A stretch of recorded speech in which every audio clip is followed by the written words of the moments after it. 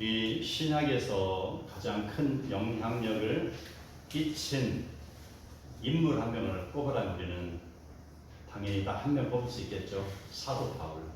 물론 다른 예수님의 제자들 훌륭한 분 많습니다.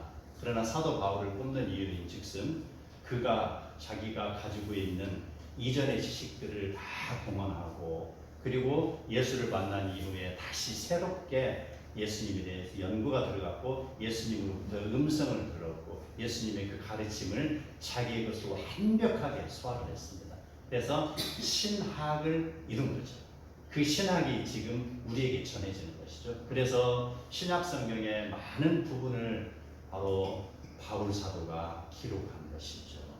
우리는 바울 사도의 영향력이라는 것은 우리에게 아주 지대하고 우리가 하나님의 그런 만남의 과정에서 그의 공로가 결코 무시될 수 없음을 다시 한번 상기합니다. 바울이 이야기한 것 중에 가장 큰 업적 하나를 꼽아라. 그의 가르침 속에서 찾아본다면요, 우리가 바로 믿는다는 것. 그 믿음이 하박국 2장 4절에서 비롯돼서 지금 바울에게 온 것이고요. 그 바울이 그 믿음을 이제 우리에게 다시 전해 준 것이죠. 그 믿음, 바로 믿음으로 구원을 받아야 된다라는 것이 바로 바울 사도의 가장 큰 가르침이 되는 것입니다. 그렇게 해서 우리가 바울의 그 복음을 듣고 사람들에게 믿음을 전했죠. 그런데 바울의 서신을 읽다가 이제 쭉 읽다 보면은 야고보서를 읽습니다. 야고보서의 그 가르침을 우리가 읽다 보니까 행함이 없는 믿음은 죽은 믿음이라고 그 이야기를 접하게 됐을 때 우리는 이제 갑자기 딜레마에 빠지게 되는 것입니다. 어떤 때는 믿음이 중요하다. 믿음은 바로 구원을 받는다라고 했는데 어떤 서도는 다시 행함이 없으면 죽은 믿음이다. 행함이 없으면 천국 가지 못한다. 이 말을 갖고 있잖아요. 그래서 지금 믿음과 행함이 충돌하고 있는 것 같아요. 그렇죠? 엄청나게 충돌하고 있는 것 같습니다. 그래서 우리는요, 이런 상황 속에서 과연 믿음과 바로 그 행함에 차이가 있는지 아니면 서로가 같은 것인지 다른 것인지를 알아볼 필요를 느끼는 것입니다. 믿음이라는 것은 헬라어로 피스티스라고 했습니다. 피스티스. 이거 명사고요. 그 다음에 동사로는 피스티오 이렇게 표현하고 있어요. 그래서 믿음 하면은 자 믿음 하면 명사로서 그냥 교과서에 기록된 믿음이 되는 것이고요. 우리가 생각하는 믿음이 되는 것입니다. 머릿속에 믿음이에요. 그리고 마음속에 믿음이 되는 거예요. 그런데 동사로 들어갔을 때 피스티오 하면은 이게 두 가지 뜻으로 분류가 돼서 나타납니다. 처음에는 신실하다라는 뜻이고요. 그래서 신실하다는 것은요, 사람이 자기 욕망을 채우려고 하지 않는 것, 이렇게 표현할 수가 있습니다. 그리고 하나님 앞에서 자기 자신을 부인한다. 그리고 하나님의 말씀에 순종한다. 이게 바로 신실하다의 의미가 되는 것입니다. 두 번째로 내가 믿는 것을 입증하다라는 것입니다. 피스티오 동사형은 바로 내가 믿음을 가지고 있는 것, 하나님 앞에 입증한다. 내가 예수 그리스도의 것을 믿는다면 나의 삶으로 그 믿음을 입증하는 것, 나의 전 인격이 예수 그리스도를 향해서 바로 입증되어야 되는 것이죠. 그렇기 때문에 우리는 이 두 가지를 봤을 때 믿음은 삶으로 실천하는 행함이요 순종이라는 것입니다. 그래서 믿음과 행함은 다른 것이 아니죠. 바로 믿음이라는 것은 동사형으로 실천하다, 바로 신실하다, 바로 나의 것을 증명하다. 이것이 행함으로 나타나는 것입니다. 그래서 믿음과 행함은 같아요? 달라요? 같죠? 같은 것입니다. 함께 가는 거예요, 이게. 자, 로마서 6장을 보면은요, 그 이전에 5장까지 내용은 주로 믿음에 대한 내용이고요. 자, 6장을 들어가면 1절에 14절까지의 내용이 그리스도와 동행하는 삶을 기록하고 있습니다. 많은 사람들이 예수 믿으면 구원받는다는 말씀을 듣고서 그리스도를 영접합니다. 그리고 구원의 기쁨을 누립니다. 어제 제가 서울 개포동교회에 갔다 왔어요. 무슨 일이 있었냐? 우리 CCC 엑스프로 74 그 거대한 행사 있었잖아요. 다 기억하시죠? 그때 일어났던 일을 한 권의 책으로 만들었습니다. 우리 나사렛들이 책으로 만들고 그걸 기념하다고 책 출판 기념을 갔습니다. 그래서 그 50년 전에 일어났던 그때 뜨끈뜨끈했던 그 믿음의 현장을 다시 한번 스크린을 통해서 보고 왔습니다. 바로 그때 많은 사람들이 30만 명이 여의도 광장에 모여서 함께 기도하고 찬양하고 하나님 말씀 듣고 제자교육하고 얼마나 뜨거웠는지 모릅니다. 바로 이게 믿음이라는 것입니다. 믿음, 바로 그 믿음으로 인하여서 내가 하나님 앞에 다가서는 원동력이 되는 것이죠. 그리스도를 영접하면 이렇게 기쁨이 우리에게 주어지는 것입니다. 그런데 자, 이후의 삶을 우리가 봐야 됩니다. 그 뜨거웠던 그때 그날의 그 일들, 그 일로 인하여 삼국교회가요 엄청난 부흥을 이뤘습니다. 340만 명에서 1000만 명으로 기독교 인구가 늘어나죠. 급상승을 했습니다. 그런데 우리나라의 그 뜨거움이 지금까지 있는가라는 것은 다시 한번 질문을 해봐야 됩니다. 그리스도가 당하는 고난을 내가 지금 당하고 있는가? 바로 아까 이야기했죠. 내가 믿는 것을 입증하다. 바로 나의 삶을 통하여서 내가 그리스도를 위해서 살고 있는가, 내가 크리스찬으로서 삶을 제대로 살고 있는가를 입증을 해야 되는데 지금 그 입증을 제대로 하고 있는가는 지금 우리의 몫이 되는 것입니다. 많은 사람들이 오직 구원에만 도취되어 있어서 그 실천하고 행함과 순종하는 삶을 혹시라도 망각하고 있지는 않는가라는 것이죠. 15절을 보면 그런즉 어찌하리요 우리가 법 아래 있지 아니하고 은혜 아래 있으니 죄를 지으리요 그럴 수 없느니라. 자, 이걸 다시 풀어서 하면 은혜 아래 거하기 위하여 죄를 지을 것이냐 이 말입니다. 은혜로 우리가 용서함을 받았잖아요. 그래서 그 은혜 가운데 거하기 위해서 다시 죄를 지을 것이냐 이 말입니다. 그럴 수 없다라는 내용이죠. 바로 은혜 안에 거하는 자는 죄를 짓지 말아야 된다는 것으로 귀결이 되는 것입니다. 그리스도의 은혜를 입은 사람은요 죄에 속한 생각이나 생활을 거부하고 은혜에 합당한 생활을 해야 되는 것입니다. 당시에 종이라 하는 그런 문구를 바울이 여기에서 기록하고 있는데 종이라 하면요 자발적 종과 비자발적 종으로 구분 지을 수가 있습니다. 비자발적인 종이라는 것은요 두 나라가 전쟁을 합니다. 그래서 열심히 싸웁니다. 그런데 전쟁의 포로가 된 사람은 어떻습니까? 이제 그는 강제적으로 종이 되는 것이죠. 종이 되거나 아니면 상대방에 의해서 죽임을 당하는 것이죠. 뭐가 좋겠어요? 죽는 게 좋아요? 종이 되는 게 좋아요? 종이 되는 게 좋잖아요. 죽는 것보다 종이 되는 게 좋잖아요. 자, 어쩔 수 없이 비자발적으로 종이 되는 것입니다. 그러면 그는요 바로 주인을 섬겨야 되는 것입니다. 자발적인 종의 경우는 어떤 경우가 되냐면요 먹고 사는 것이 어렵습니다. 아무리 내가 노력해도 안 됩니다. 그래서 나의 세간을 다 팔아요. 나의 전당을 다 팔아요. 그래서 내가 연명을 하는데 그 다음에 어떻게 돼요? 그것마저 다 없어지면 어떻게 됩니까? 누가 빚을 안 주죠. 네. 빚을 안 주니까 이제는 자기 스스로 여기다가 종의 끈을 묶어가지고 들어가는 것이죠. 나를 좀 종으로 고용해 주세요. 그런 거예요. 그러면은 그 사람은 이제 주인의 종이 되니까 평생 먹을 걱정은 없잖아요. 먹을 걱정 없어요. 우리나라에 어떤 재난이 있고 그래도 공무원은 안전하잖아요. 그렇죠? 경기가 안 좋아도 공무원은 안전하잖아요. 쉽게 말해서 나라의 종이 되는 거예요. 종이 되는 사람은 나라에 충성을 다하는 것이고 종이 되는 사람은 그 주인에게 충성을 다해야 되는 것입니다. 이게 바로 자발적인 종. 그 종들은요 바로 좋은 주인을 만나면 인격적인 대우를 받지만 그러나 고약한 주인을 만나면 평생토록 무거운 그런 노역이 시달리며 동물과도 같은 그런 학대를 견뎌야만 되는 것입니다. 이러한 배경 속에서 주인과 종의 관계를 이제 바울은 상기시키고 거기에서 지금 우리 사랑하는 성도들에게서 종에 대해서 설명을 하고 있는 것입니다. 바로 행함을 이 종의 삶으로 비유하고 있는 것입니다.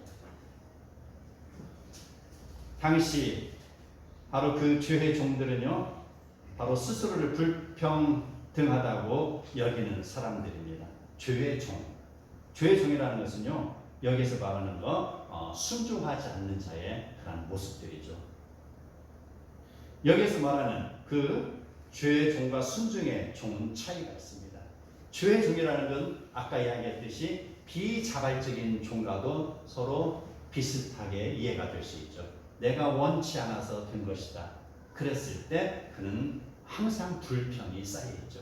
그러나 여기 순종의 종은 어때요? 자발적인 종이잖아요. 내가 이 안에 들어가지 못하면 나는 굶어 죽습니다. 그러니 나는 종입니다 하고 그는 순종을 하는 것이죠. 그러나 어떠한 그런 불평등이나 부끄러움이나 수치스러움 이런 것이 다 느껴지는 건 마찬가지지만 이건 모두가 감내를 해야 되는 것입니다. 죄의 종으로 살던 자들이 그리스도를 믿음으로 죄에서 해방이 되면 그들은 그리스도의 종이 되는 것입니다. 그리고 구원에 이르는 것입니다. 비자발적으로 종이 됐을지라도 그가 이제 주인을 인격적으로 만나는 것입니다. 그가 죄의 종이 되었는데 이제 하나님을 인격적으로 만난다는 것입니다. 그랬을 때 그는 바로 구원에 이르는 자요 순종의 종이 되는 것이고 생명의 복음이 그에게 전해지는 것입니다. 그랬을 때에 이제 우리에게는 바로 누구든지 간에 종이면은 이제 그에 합당한 대우를 받는 것. 바로 노예로서의 삶은 주인으로부터 그런 육체적인 노동의 대우를 받지만 하나님의 종이 된 사람은 어떻게 됩니까? 바로 하나님으로부터 많은 것을 누리는 것이죠. 구원을 누리는 것입니다. 그 차이가 있는 것입니다. 사탄의 종이 됐을 때는 사망이지만 하나님의 종이 됐을 때는 구원에 이르는 것, 차이점이 분명하게 있습니다. 16절에 보면은 너희 자신을 종으로 내어주어 누구에게 순종하든지 그 순종함을 받은 자의 종이 되는 줄을 너희가 알지 못하느냐. 순종을 받는 자의 종이 되는 것이죠. 혹은 죄의 종으로 사망에 이르고 혹은 순종의 종으로 의에 이르는 것이다. 그래서 내가 섬기는 자가 누구냐가 중요합니다. 내가 섬기는 거 누구든지 잘못해서 지금 노예가 되면은요, 노예 시장에서 얼마 받고 팔려나가잖아요. 그렇죠? 얼마 받고 팔려나가요? 그 말 한 마리 값 정도 받고 팔려나가는데 고약한 사람에게 팔려나가면 죽으라고 고생하겠죠. 바로 이와 마찬가지라는 것이죠. 죄의 종으로 팔려나가면 사망에 간다는 거예요. 그러나 마음 착한 주인에게 가면 어떻습니까? 인격적인 대우를 받잖아요. 그래서 그래 너 여기 오기 전에 뭐 했어? 예, 저 공부했습니다. 너 여기 오기 전에 뭐 했어? 예, 저 열심히 식당에서 일했습니다. 그래? 너 식당 가서 그래? 네가 공부해서 꼭 우리 아이들 좀 가서 가르쳐줘. 가정교사로 그렇게 상대를 하잖아요. 그렇게 해서 대우를 받잖아요. 충분히 인격적으로 대우를 받기도 하고 인격적으로 무시를 당하기도 하는 것. 그래서 여기에서 이야기하는 거 바로 누구의 종이 되는가가 중요한 것입니다. 죄의 종이 될 것이냐 순종의 종이 될 것이냐 하나님의 종이 될 것이냐 사탄의 종이 될 것이냐 그 차이가 있는 것입니다. 이 종이 된다는 것은 바로 그의 행함으로 순종을 해야 된다는 것이 내면에 깔려 있습니다. 그 순종을 여기 13절에서 이렇게 이야기합니다. 너희 지체를 불의의 무기로 죄에게 내어주지 말고 이야기했습니다. 이것은 불순종을 이야기하는 것입니다. 오직 너희 자신을 죽은 자 가운데 다시 살아난 자 같이 하나님께 드리라 했습니다. 그리고 또 이야기합니다. 너희 지체를 의의 무기로 하나님께 드리라. 순종의 종을 이야기하고 있는 것입니다. 확연하게 다릅니다. 불신의 종과 순종의 종이 이렇게 차이가 나는 것입니다. 결과가 어떻습니까? 바로 불신의 종과 순종의 종의 차이는 천국과 지옥의 차이가 되는 것입니다. 순종과 불순종의 중간지대가 있겠습니까? 없겠습니까? 중간지대 없어요. 순종하면 100% 순종하는 것이죠. 우리 자, 몸은 순종하다 마음이 떠난 사람 있어요. 이 사람은요 반절은 순종하고 반절은 불순종하는 것이죠. 바리새인들 우리가 꼽을 수 있는데 그들은 잘 보이기 위해서 또 자기 자신을 자랑하기 위해서 또 과시하기 위해서 그는 시장 높은 곳에 앉아서 나 금식하고 있다라고 주머니에 그것을 흔들어대면서 짤랑짤랑 소리를 내면 내가 지금부터 좋은 일을 할 터인데 내 돈을 받고 싶은 사람은 줄 서라. 이런 사람들. 바로 그게 무슨 꼴이에요? 위선을 떨고 있는 거예요. 그는 바로 몸은 순종하지만 마음이 떠난 사람의 대표적인 케이스가 되는 것입니다. 자기들이 드러나는 외형적인 부분에만 그들은 치중하고 있습니다. 그들의 실생활을 보면은요, 바로 성경에 나오잖아요. 돈을 좋아하는 자들이다. 바리새인들 이야기하고 있죠. 그리고 또 예수님이 이야기하고 있죠. 회칠한 무덤 같다. 겉에서 봤을 때는 회칠해서 아름다운 무슨 조형물이에요. 그러나 그것을 드러내 보면 그 속에 뭐가 있어요? 썩은 시체가 있잖아요. 바로 회칠한 무덤이다. 하나님을 떠난 사람을, 마음을 떠난 사람을 지금 이렇게 이야기하고 있죠. 두 번째, 마음으로 순종하고 몸으로 따르는 자들 있습니다. 열왕기하 23장 보면은요, 요시야 왕을 들 수가 있습니다. 그가 왕이 된 이후에 성전에서 율법책을 발견했습니다. 그리고 그 율법책의 내용을 들은 후에 그가 모든 우상을 부수고 신접한 자들, 점쟁이들 이런 사람들을 죽이고 또 유월절을 지키고 대대적으로 종교 개혁을 실행한 사람입니다. 내가 들었으면 그걸 나의 삶으로 적용하는 것, 이것이 바로 마음으로 순종하고 몸으로 따르는 것입니다. 하나님의 말씀에 은혜를 받고 얼마나 많은 사람들이 전도와 선교와 기도와 또 후원하는 일에 동참하는지 이루 헤아릴 수가 없죠. 바로 은혜 받은 자는요, 마음으로 순종하고 그의 삶으로 몸으로 따르는 자들입니다. 세 번째, 마음으로 순종하지만 몸은 순종하지 않는 사람이 있습니다.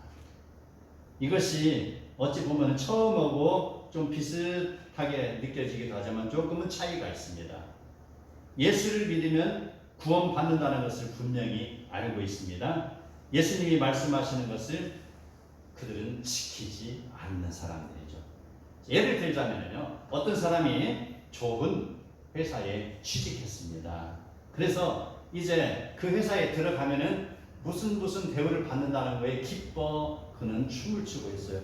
차량도 내가 30% DC에서 구입할 수 있어. 냉장고도 몇 프로 DC에서 살 수 있어. 얼마나 기쁜지 몰라요. 나 이제 저 회사 들어가면요, 나는 정말 이제 내 인생은 이제 아름다운 꽃이야. 나는 좋은 사람 만나서 결혼도 할 수 있고. 그는 즐거움에 가득 차 있습니다. 그런데 그가 그 회사에 들어가서 행해야 될 일은 제대로 행하지 않은 것, 이게 바로 세 번째 이치와 똑같은 거예요. 그는 바로 이런 혜택을 누리기 위해서 그 회사에서 원하는 삶의 직원이 되어야 되는 것이죠. 몇 시에 출근을 하면 몇 시에 출근해야 되는 것이고요. 이러한 일을 너는 연구를 하라. 그리고 이거 실행하라. 그럼 그대로 실행하는 것이죠. 그리고 고객을 대할 때는 네가 정성을 다해서 대하라. 그대로 행해야 되는 것입니다. 그런데 그는 이전의 삶대로 회사에서는 너 7시까지 출근했는데 뿌시시 하면서 눈을 비비고 일어났더니 8시요. 급하게 밥도 안 먹고 갔더니 9시가 되는 것이요. 그리고 가서 봤더니 너 오늘 이 업무를 완성해라고 했더니 왜 이렇게 나에게 일감을 많이 주는 거야 하고 불평하는 것이고요. 또 고객을 만나라고 했더니 그 진상 고객들을 보고 어떻게 해요? 퉁퉁 툴툴거리면서 어떻게 내가 저런 사람을 상대해 비상식적이게 하고 그 사람을 바로 매몰차게 대하는 경우. 그러면 어때요? 그는 종으로서의 자세가 된 거예요? 아니면 자기를 위한 삶이에요? 종으로서의 자질이 없는 거잖아요. 그는 자기를 위해서 좋은 회사에 취직했다라는 것은 쉽게 말해서 내가 예수를 믿어서 구원받았습니다라는 것과 같은 것이죠. 그런데 그 이후에 내가 행해야 될 삶은 내가 행하지 않는 경우는 바로 예수 믿고 구원받은 사람이 그의 삶에서 실천하지 않는 것과 같은 것이라는 것입니다. 믿음과 행함은 일치한다고 그랬죠. 신실함으로 살아야 된다. 바로 내가 삶으로서 그것을 증거해야 된다. 이것이 있는데 말입니다. 이건 바로 살지 않았을 때는 그 사람은 실패하는 사람이 되는 것이요. 어찌 보면은 구원의 대열에서 탈락할 수도 있는 것이 되는 것입니다.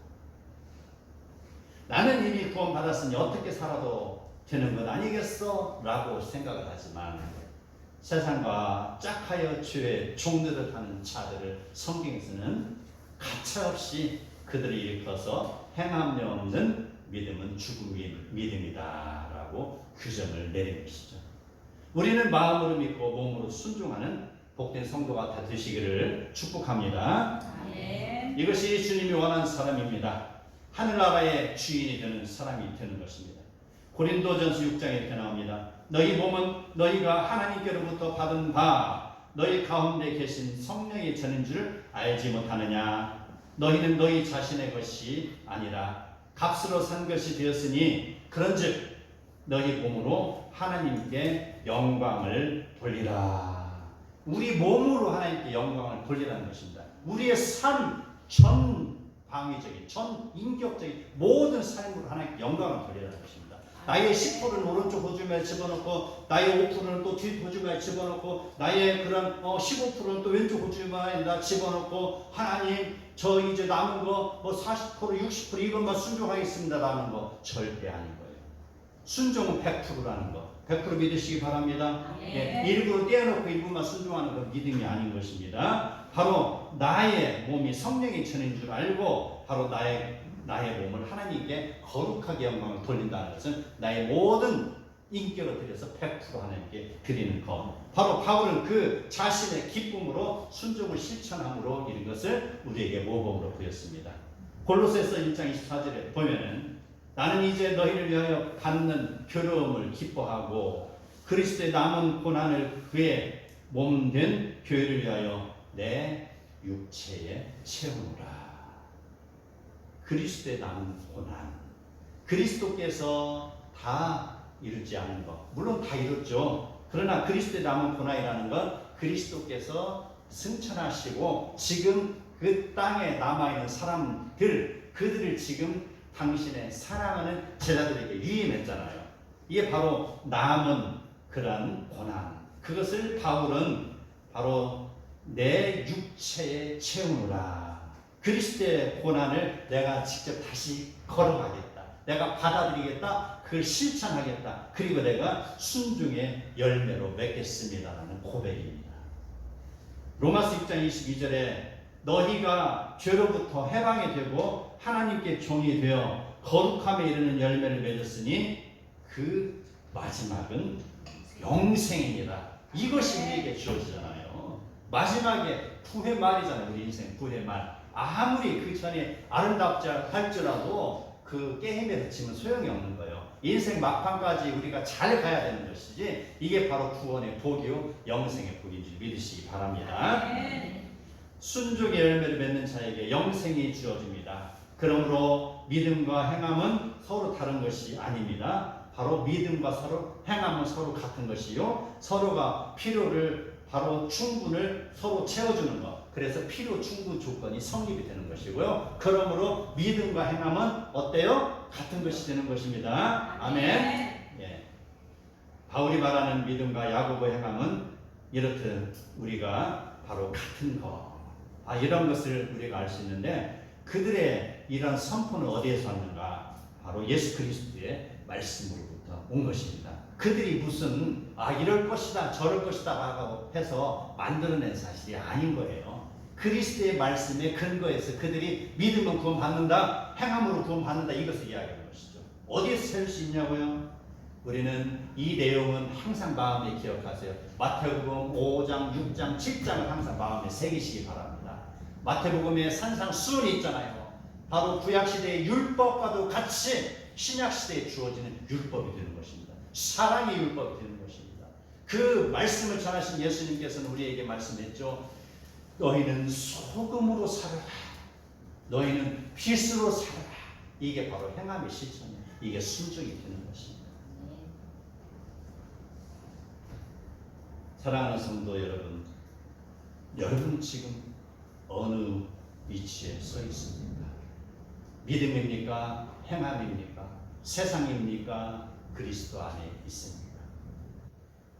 성경은 이야기합니다. 죄의 삭은 사망이요 하나님의 은사는 그리스도 예수 우리 주 안에 있는 영생이니라. 많은 사람이 쉽고 편리하게 살아가기를 원합니다. 그러나 그의 길은 바로 보장이 되지 않는 길입니다. 그 길은 넓은 문이요 사망으로 이르는 문이라고 했습니다. 그러나 예수님은 이야기하십니다. 좁은 문으로 들어가라. 멸망으로 인도하는 문은 크고 그 길이 넓어 그리로 들어가는 자가 많고 생명으로 인도하는 문은 좁고 길이 협착하여 찾는 자가 적음이니라. 우리의 일상생활에도 적용하는 것입니다. 우리의 아침에도 적용이 되고 저녁에도 적용이 되는 것입니다. 아침에만 적용되고 저녁에는 적용 안 되는 것이 아닙니다. 나의 오른쪽도 적용되고 왼쪽도 적용하는 것입니다. 나의 모든 인생 100%의 인생이 여기에 적용이 되어야 돼요. 우리가 따라가되 한 발은 큰 길로 가고 한 발은 좁은 길로 가는 것이 아닙니다. 오른쪽 손은 큰 문으로 가고 왼쪽 손은 작은 문으로 가는 것이 아니라는 것이죠. 우리가 힘을 다하여서 바로 좁은 길, 좁은 문으로 걸어가는 것. 그 길은 협착하여 찾는 자가 적으나 그 길은 바로 생명의 길인 줄 믿으시기 바랍니다. 아멘. 좁은 문으로 들어가는 것은 행함의 실천만큼이나 어렵습니다. 행함의 실천이라는 것은 이전에 내가 하나님을 만나기 전에 누렸던 나의 세상적인 습관입니다. 나의 모든 그런 이전의 삶들, 이전에 내가 하나님을 알기 전에 누렸던 그러한 모든 행위들을 다 포괄하고 있습니다. 그러한 삶들을 모두 내려놓는 것입니다. 이제 다 내려놓습니다. 이제 내가 믿었으니 내려놓는다는 것입니다. 내가 이제 믿었으니 하나님의 자녀가 되는 것이잖아요. 그러면은 내가 이제 그 회사에 들어갔으니 나는 그 회사의 직원이 되는 것이잖아요. 그러니 나의 이전에 나의 스타일을 다 내려놓고 그 회사의 스타일에 맞춰가는 것처럼 하나님의 스타일에 맞춰가는 것. 그게 바로 소금으로 살아라. 또 뭐예요? 빛으로 살아라. 이게 바로 행함이요, 실천이요, 순종이 되는 것입니다. 아멘. 주님 앞에 모든 것을 내려놓고 절대 복종하는 인생, 이것이 야고보 사도가 이야기하는 행함이 있는 믿음이 되는 것입니다. 그리고 사도 바울이 이야기했던 그 종으로서의 자세, 주인 앞에서 절대 복종하는 그 믿음이 되는 것입니다. 그러므로 사도 바울의 가르침과 야고보의 가르침은 서로 중간에서 만나는 게 바로 사도 바울도 행함을 강조한 게 바로 오늘 이야기한 로마서 6장의 내용이 되는 것입니다. 사랑하는 성도 여러분, 그러므로 우리는 그리스도께서 이제 내 인생의 왕자에 들어오시도록 나의 인생을 맡기시기 바랍니다. 아멘. 그리스도께 나의 인생을 다 맡기는 삶, 그리스도께서 내 인생에 들어오시면 바로 그리스도께 내 인생의 왕자에 계시면 이제 그리스도가 나의 인생의 주인이 되어서 나의 인생을 핸들링하실 것입니다. 나의 인생을 주관하신다는 것이죠. 어떤 고민이 있냐고요?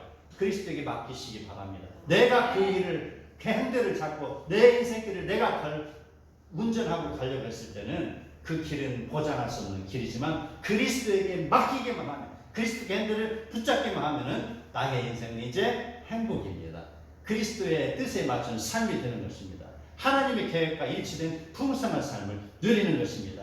이것이 바로 믿음 있는 자의 즐거움이요 순종하는 자에게 따르는 그런 행복이요 풍성함인 줄 믿으시기 바랍니다. 네. 우리 모두가 믿음으로 그리스도를 따르시기 바랍니다. 행함으로 순종하시기 바랍니다. 그리고 하늘의 복을 누리는 복된 성도가 다 되시기를 축복합니다. 아멘.